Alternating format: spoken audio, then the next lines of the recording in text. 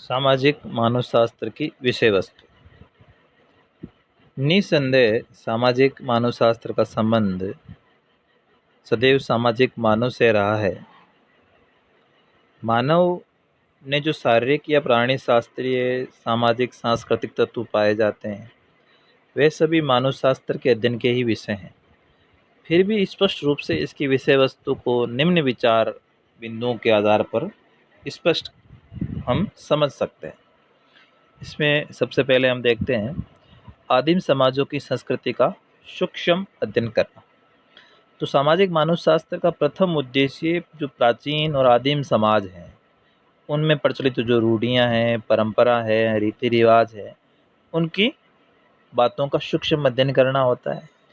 वह उन अज्ञात एवं गुप्त समस्याओं को नियमित व्यवस्थाओं के रूप में समाज के सम्मुख प्रकाशित कर उन्हें सामान्य सिद्धांतों के रूप में प्रकट करता है। ये कार्य कौन करता है? सामाजिक मानवशास्त्र। मानव के व्यवहारों को भली प्रकार से अध्ययन करके सामान्य सिद्धांतों का निर्माण करता है। दूसरा इसका महत्वपूर्ण कार्य हम देखते हैं, या महत्वपूर्ण जो विषय वस्तु के अंतर्गत सम्मिलित है वो चीज़ है सामाजिक क्रियाओं का तुलनात्मक अध्ययन करना। सामाजिक मानवशास्त्र विभिन्न आदिम समाजों का तुलनात्मक अध्ययन करता है। वे अपने अध्ययन में एक संबंध, आर्थिक व्यवस्था, धर्म, जादू आदि का तुलनात्मक अध्ययन करता है। अनेक प्रकार की आदिम व्यवस्था में किस प्रकार की संगठनकारी प्रक्रिया है और कौन से प्रकार की विघटनकारी प्रक्रिया है, इनका भली प्रकार से अध्ययन किया जाता है। तीसरा बिंदु है इसका आदिवासियों का व्यवस्थित और विश्लेषणात्मक अध्ययन करना। सामाजिक मानवशास्त्र के अध्ययन विषय के उद्देश्य में ये भी महत्वपूर्ण माना गया है कि इसमें विभिन्न प्रकार के आदिवासियों के जीवन का व्यवस्थित और विश्लेषणात्मक अध्ययन करना होता है। सामाजिक मानवशास्त्री वैज्ञानिकों की भांति आर्थिक, राजनीतिक, सामाजिक मानवशास्त्र में अलग अलग प्रकार से अध्ययन करता है। सामाजिक मानवशास्त्र मौलिक सामाजिक शास्त्रों की पद्धतियों तथा उनके द्वारा निष्कर्ष निकालने का भी प्रयत्न अपने आप में करता है। मानव व्यवहार का विशेष परिस्थितियों में भी ये अध्ययन करता है। सामाजिक मानवशास्त्र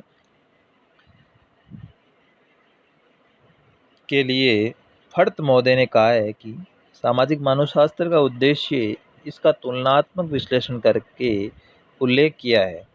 उन्होंने ये भी बताया है कि सामाजिक मानवशास्त्र मनुष्य की परिवर्तित परिस्थितियों के प्रत्येक व्यवहारों का अध्ययन भी करता है।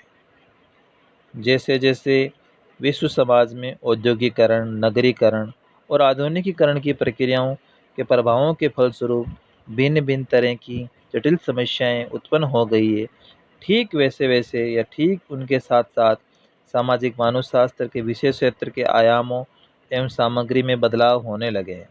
इसके क्षेत्र में धीरे धीरे विशालता के तत्वों का जन्म होने लगा है।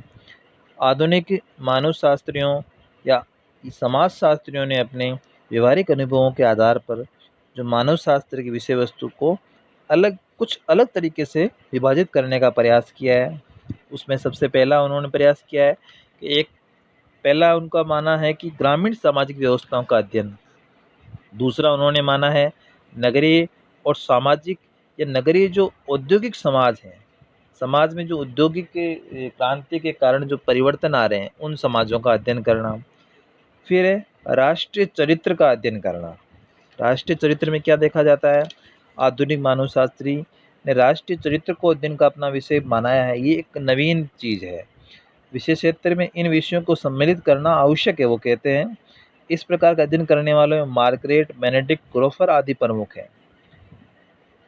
ये कहते हैं कि जीवन वृत्तांत के अध्ययन में देखने का प्रयास किया जाता है कि व्यक्तित्व निर्माण में सामाजिक संरचना एवं सामाजिक दबाव का क्या प्रभाव पड़ा है।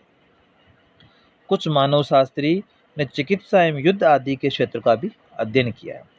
और मुख्य रूप से आज मानवशास्त्री जेलों, आरोग्यशालाओं और परिवारों का अध्ययन भी करने लगा है।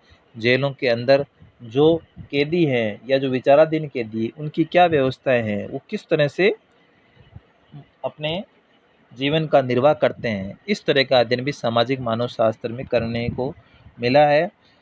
इस तरह से नए आयाम हमें मिले हैं।